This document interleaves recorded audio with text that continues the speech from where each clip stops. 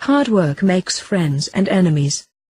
If idiots in positions of authority annoy you, it could be your boss is holding you back from hard work. To my credit, I have always been a dedicated, hard worker. Ever since my first job as the pro shop boy at the Newton, Iowa Country Club, I've been paying income taxes every year since the age of 11. I've felt, if I must work, I should get into it so intensely that when I come up for air, it will be quitting time. It's hard for me to take a breather and then dive back into something with the same intensity I had before I took the break. Like a helpful and positive attitude, I've found that working hard benefits me as well as my employees. I moved to California in 1977 and went to work as a union audio and lighting technician at Disneyland. It wasn't long before my work habits attracted some attention. One day I was on a crew of 3 or 4, unloading sound equipment from a truck. Big Mike, the union boss, joked with several of the other fellows I was working like a human forklift. He suggested a couple of times that I should slow down before I blew a gasket.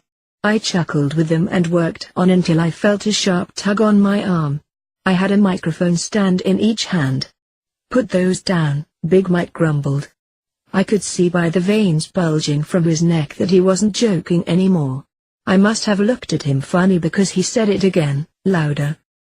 I set the microphone stand down and reached for some more gear on the truck. He grabbed my arm harder and swung me around.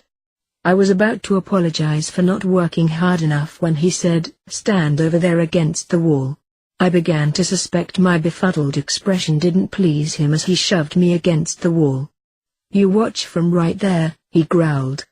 "Don't let me see you touch another thing." It was one of the most excruciating experiences I've ever endured. Every synapse in my nervous system was firing, trying to get back into the unloading process. But I stayed put. The other stagehands kept doing their thing and I watched them helplessly as Big Mike watched me.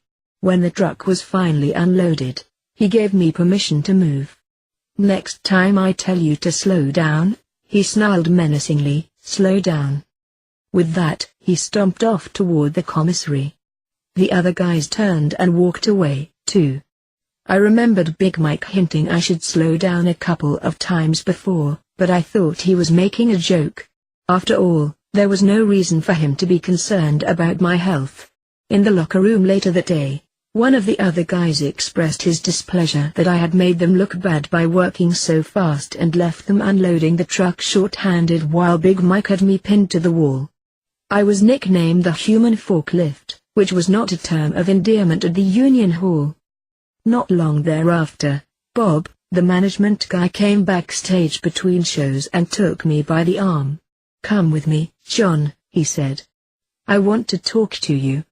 I was sure he going to fire me for slowing down on the job, even though I only did it when Big Mike was around. "I've been watching you and asking around," he went on. "Here it comes," I thought to myself. "We want you to head up a new department that will bring their union technicians under the jurisdiction of the entertainment division." What the? I thought. The International Alliance of Theatrical Stage Employees Personnel had been part of the maintenance division since Walt opened Disneyland in 1955. Here it was 1978 and they wanted me to team up with another person and effect one of the biggest organizational changes in the park's history. I was to be in charge of audio, and an engineer from WED, the Disney design firm in Glendale named after Walter Elias Disney, was to be in charge of theatrical lighting. I thought this was all good and couldn't understand why the union guys weren't happy.